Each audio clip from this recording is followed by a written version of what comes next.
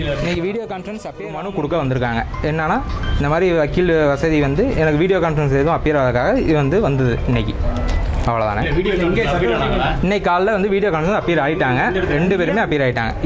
அலுவலகத்துலேருந்தே appear ஆகிட்டாங்க. ஆஃபீஸ்லேருந்து supreme court இதில் வீடியோ கான்ஃபரன்ஸ் அப்பியர் ஆகிட்டாங்க. நம்ம ஆஃபீஸில் வச்சு அப்பியர் காமிச்சாச்சு இன்னைக்கு. அங்கே பசுபதிபாளையத்தில் நம்ம ஆஃபீஸ் இருக்குது. அங்கே வச்சு அப்பியரன்ஸ் காமிச்சாச்சு இன்னைக்கு.